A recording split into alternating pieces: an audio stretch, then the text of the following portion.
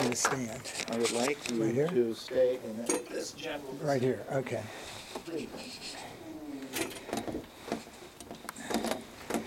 It's always a real pleasure to give a talk here. This is the most exciting real estate office I think I get an opportunity to talk to.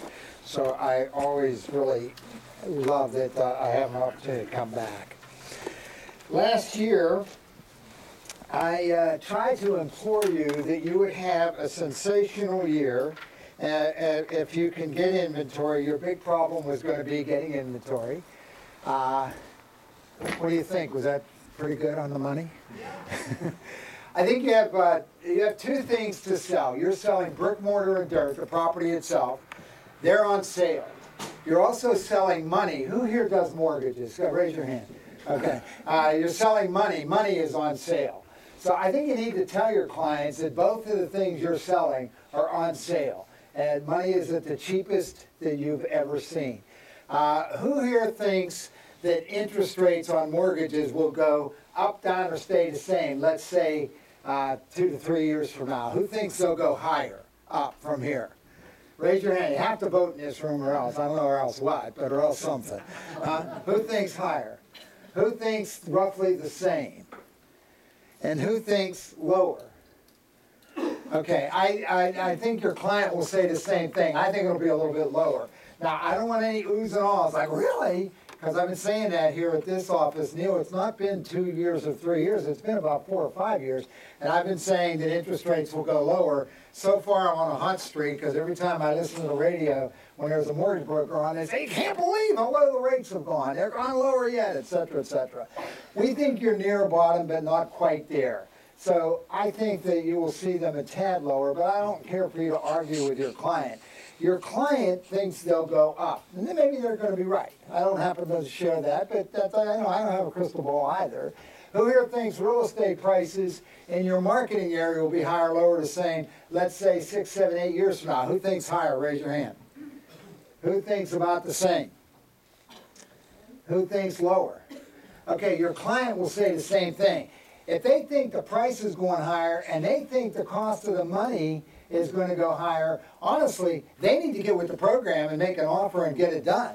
And I think that's where you should start. I think you should condition them in that mindset.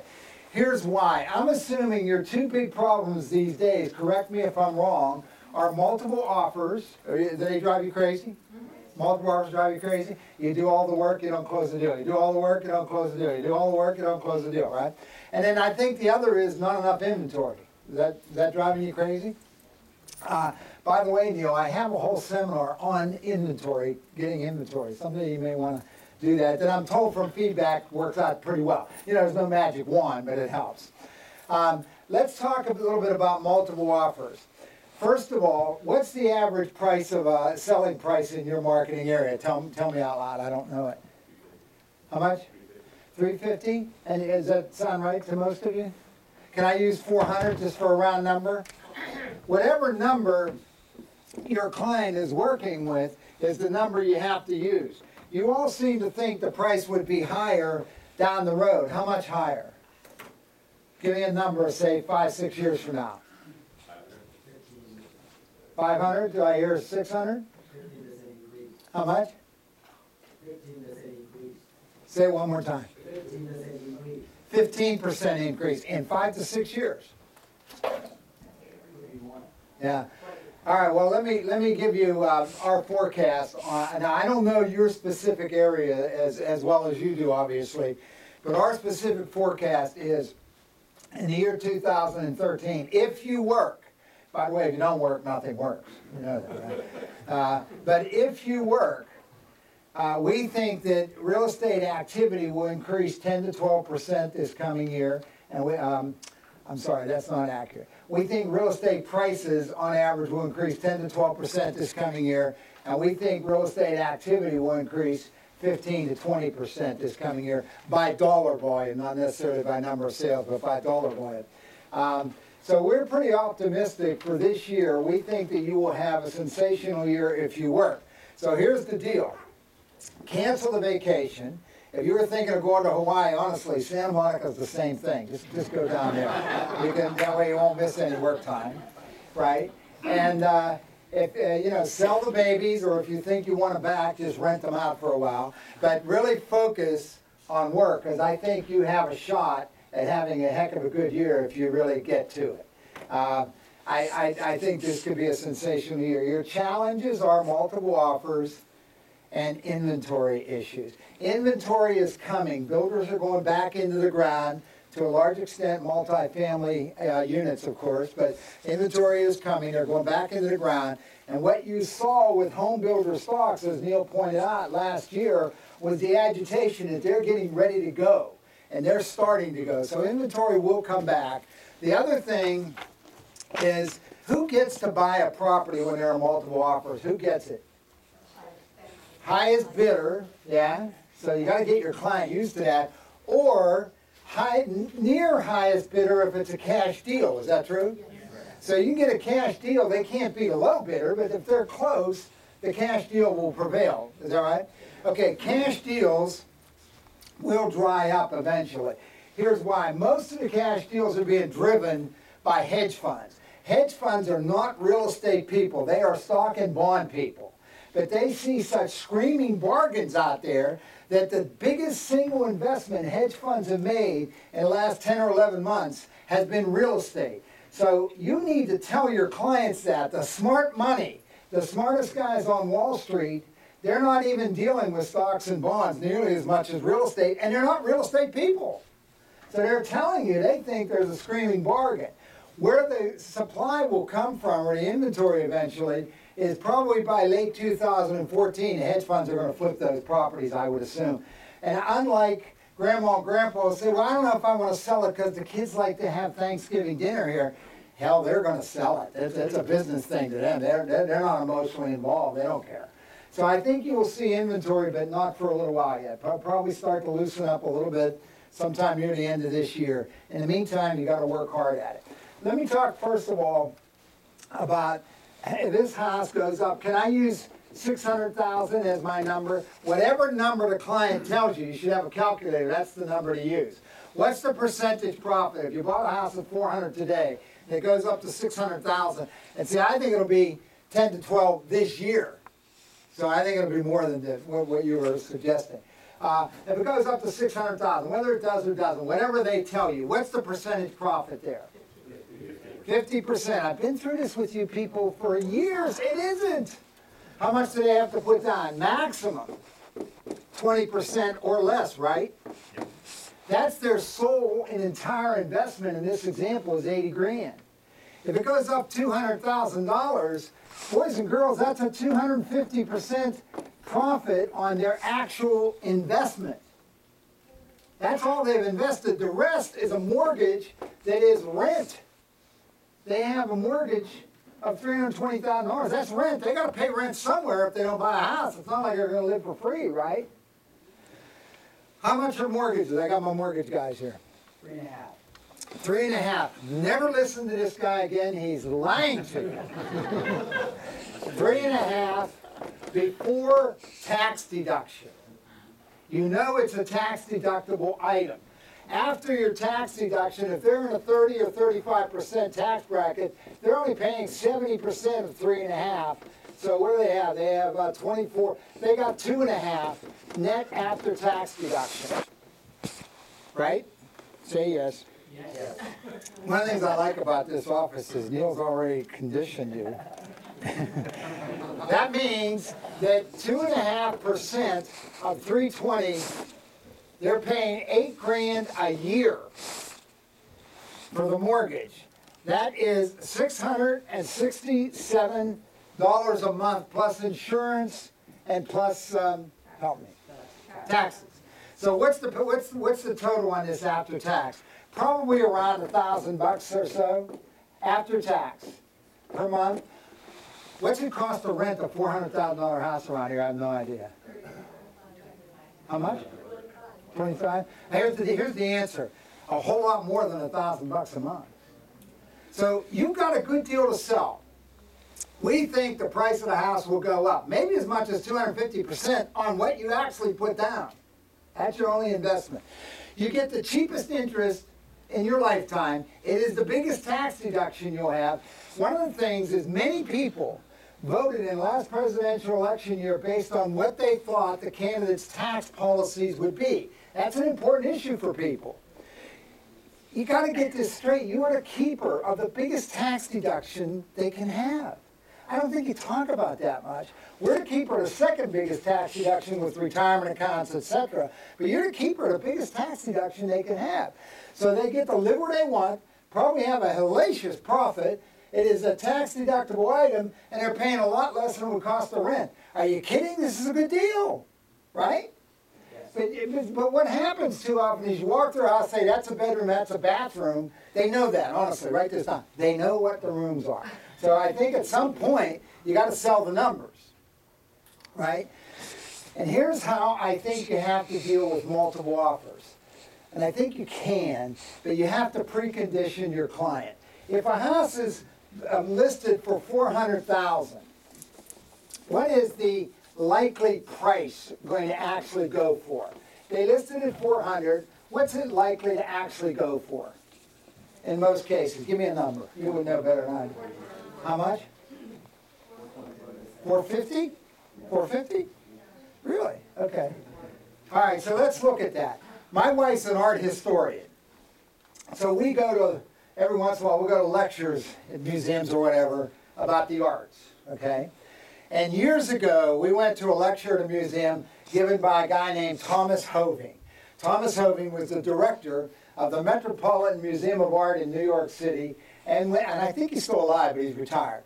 And when he was the director there, the Met was on a big buying program. They were buying like crazy. So he actually has a reputation of having bought more art than any person in human history. I think that'd be pretty cool. I'd like that. And when I was at this particular lecture, someone asked him, how is it that when you guys go to auction, you always seem to prevail and get the painting? And he said, it's very simple. Have any of you ever been to any kind of an auction where you see they put the paddle up and the guy goes, and then somebody else puts it up and he goes, and then this guy puts it up and everybody's got their paddles going up and down. You ever see that happening, right? He said, we don't do any of that. We just don't do that. We walk in the room, we put the paddle up, and we leave the damn thing up. We just don't take it down. So everybody knows we're going to win. So they give up early. And he gets a better price. He said, because we put the paddle up and leave it up. You have to condition your client with that mentality. And here's how I would suggest you do it. It takes a little bit of arithmetic. First of all, I would precondition him as best I could. If this goes to $450,000, $50,000 more, here's the extra they're going to pay at 2.5%, right? Net after tax. They're going to pay $1,250 a year more. So they're going to be paying about $106 a month. Don't let $106 kill a $400,000 deal. I mean, that's crazy. So here's the deal. You have to precondition your client to, you have a silent auction. You don't get the paddles going up and down. You have a silent auction. So you got to be high right out of the box. You got to say, this house is going to go for $450,000 or whatever you as a realtor professional believes. You've got to condition them to be above that number by some amount. And the cost to them is pretty negligible. I mean, they can't go to McDonald's twice a month for that with the kids. So it's pretty negligible to give themselves an opportunity to live where they want, have the biggest tax deduction they can get, have a hellacious profit, and it's cheaper than rent. Live where they want, biggest tax deduction, live where they want, biggest tax deduction, cheaper than rent, big time profit. I mean, you got a good package to sell, but you got to get out and sell it. If they have to pay 25 or 50 or 40 or whatever it is thousand more, you need to advise them ahead of time so they crush everybody else. Does that make sense? Because here's the deal. They're going to pay it anyway. Here's what happens in real life when the market's cooking. And like Neil said, almost everything is sold. I mean, all the inventory is getting sold, so the prices are going up. They get shut out on a multiple offer. They don't win. They have another one a month later. They don't win. They have another one a week later. They don't win. They're going to end up, the price is going up on them anyway. They're going to have to pay more anyway. They may as well get the first choice.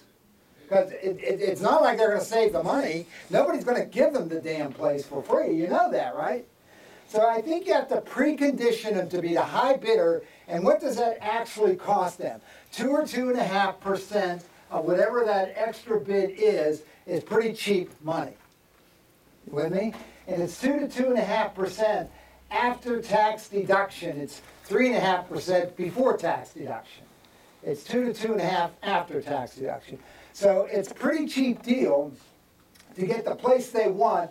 And they're going to have to pay it anyway by getting shut out as you go along. And they'll drive you crazy. This way you can sell a house, move on to the next deal. And there are good deals out there. Does that make sense to you? Okay, I'll give you a tip. If Neil would like sometime, I'll do a full seminar on inventory. But I will give you a tip on inventory. A remarkable number of homes in LA County, a remarkable percentage, sell because of either divorce or death. A remarkable number of properties come on market in an estate. They're going to sell, period. If I were you, I would see my clergy. I would see the minister, the rabbi, the priest, anybody who has troubles in the household where somebody is sick and dying and or divorced, they go to their clergy. The clergy are sensitive. They want to help. If they have you as a resource who can help remedy some of these issues that are important, I think they'd welcome you if you approach it sensitively and correctly. They know, you talk about pocket listings, they know before anybody there's something going on. They do. So clergy is an area where they would welcome your help, I believe. You know, you do a lot of door knocking. I would door knock to the clergy too. And I think they would appreciate it. And I think you will find it to be very effective if you're sensitive about it. You know, you've got to be very sensitive. I mean, these are very caring people about their flock. They want to help. That makes sense to you? And I think it's an area where most realtors just don't think about it.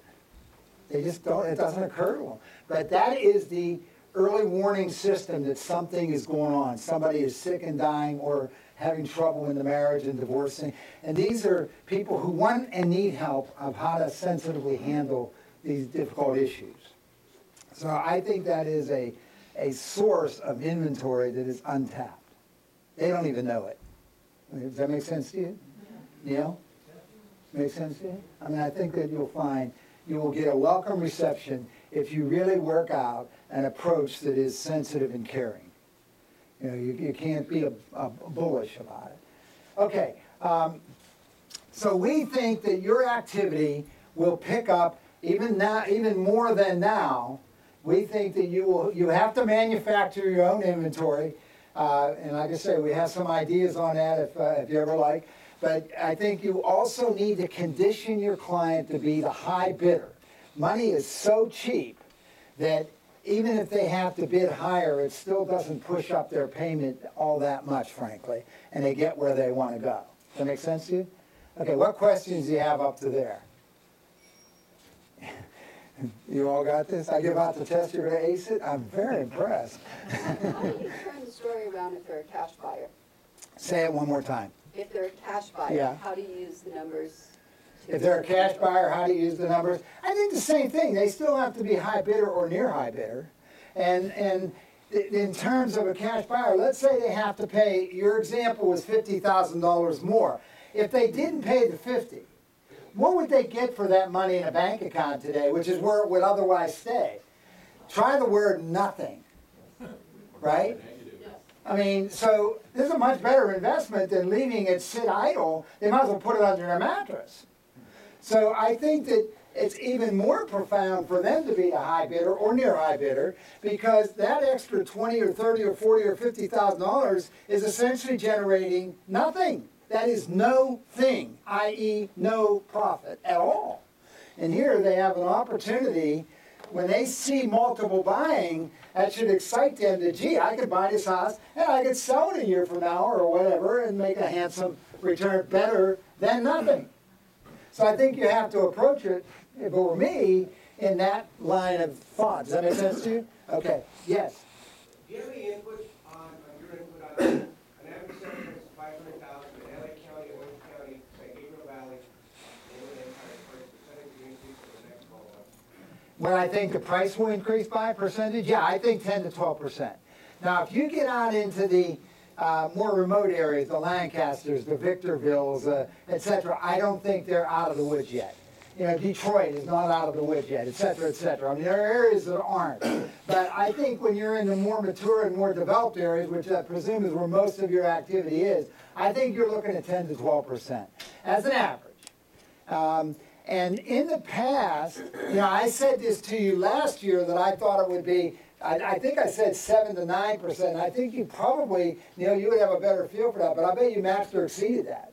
Oh, yes, we're in this market, probably 10. I bet you, yeah, I bet you exceeded that. So, you know, I don't want to be like pie in the sky. I mean, I think that's pretty accurate.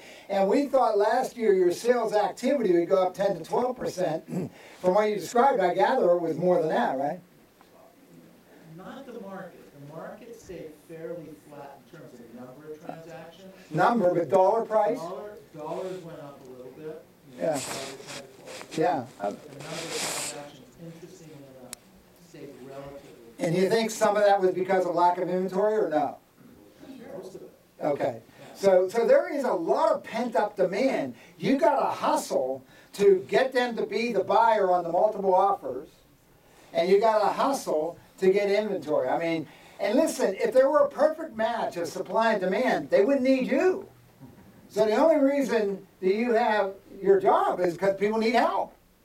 So you got to hustle to help them. And you know, if I'm here next year, maybe you'll have to hustle because there's too much inventory. You know, that market changes, so you have to be eclectic and flexible. But I think if you hustle, you got a good year to year and 3 quarters ahead of you where you can score. So I'm serious. You got to really buckle down. And you know, that's a hard thing to do. Last year was probably a good year for you. Maybe you're getting back to better habits. But when I was here last year, I think I mentioned that, you know, you had a difficult couple of years from 08, 9, and 10 or whatever.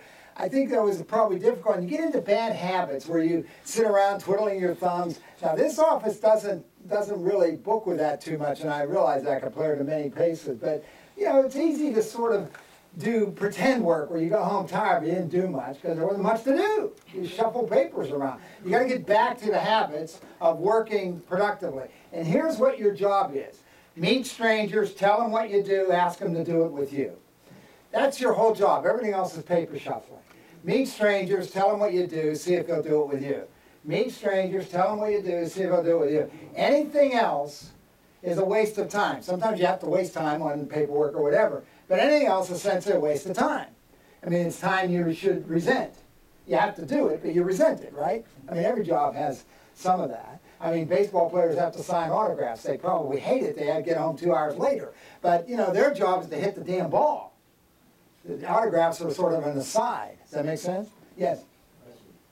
What do you foresee about the trend of Fed rate from now to summer and from summer to the end of the year? I think interest rates will stay low and probably drift a tad lower. I don't think they'll go higher. Now, you should hope they do, by the way. That would be the best thing that could happen to you. And I know that's counterintuitive. But the press has told you for years, and they're still telling you, one of the really great things about real estate is interest rates are so low. They tell you that, right? I'll tell you right now, interest rates came down in the last 5 years. How's business been until 10 months ago? Terrible. So declining interest rates are not your friend. They're just not. Here's why. 2 reasons. When interest rates are going down, John says to Mary, sweetheart, let's wait, let's procrastinate, let's not buy this place, because if we wait, money will be cheaper. When interest rates start to go up, Mary will say to John, honey, you're an idiot, let's buy the house. Right? All women think that, by the way. I don't know if you guys know this, but that's what she thinks. My wife has confessed to me under great duress that that's what all women think, not her, but everyone else. She's the only exception. She thinks she married well. The other thing you have to realize is you have another challenge in a lot of cases where you can't get financing. That will loosen up if rates go up. Here's why. The banks can borrow money from the Federal Reserve Board for 1/4 of 1%. That's what it costs them. They will then put that money into a government bond, risk-free, paying them 2.5% to 3%. Why, pray tell, do they want to give you or your client money at 3.25% or 3.5% with risk when they can get risk-free return of somewhere around 3%? They're not going to do it unless the government makes them. So the only money they give you is what the government pretty much mandates. Okay, but if rates would go up to 5, 5.5, 6, money would spring loose, because then they can justify the margin, gives them a justification for the risk, for the additional risk. So rising rates will be your friend. When rates start to go up, and I don't think they will this year, let's hope I'm right, but if rates start to go up, the press will ballyhoo how bad it is for your business. I'm telling you, man, I'd work the phones. That's the best thing that could happen to you. Everybody will get off the dime, and money will be more available. Does that make sense to you? Yeah? Yes. Do you still recommend builder stocks? Do I still recommend builder stocks? They've had a big run. I mean, I got to tell you, I do a radio show every Sunday. I did it on KABC, which is 790 until yesterday. I'm moving over to 980 from 10 o'clock to 12 o'clock every Sunday morning. That's 980 is KFWB. So if you're not in church, you should listen to me. It's your only out is church. Otherwise, listen to me. But one of the things that I've been touting in the last couple of weeks when I get call-ins or whatever on real estate, I'm not a real estate person. We want, the only reason I come out here is we want your other business. We want your retirement accounts, your mutual funds, etc. We think that we would welcome the opportunity to have an opportunity to work with you. And appointments are free, and we'll come out here. We're a piece of cake. We're very easy to get along with. But what I've been saying in the last couple of weeks on radio is, given the choice, I would rather buy the property itself today rather than the stock. I think the stocks have run pretty high. And you know, there's an old adage on Wall Street, trees don't grow to the sky. So I think that if I had the choice, I would rather buy the property directly. I think you have the greatest bargain out there today right now. Money is on sale. Brick, mortar, and dirt is on sale. I would start telling people everything you have to sell is on sale, right? I mean, I think I would make that my mantra. I would really get to it. So I would rather buy the property itself. Now, there are some distinctions. If you buy a stock, you're done. It's passive. You don't have to feed it. When you buy a property, you have to feed it with payments, and you have to, mow the lawn and all that. So they're different. I understand that.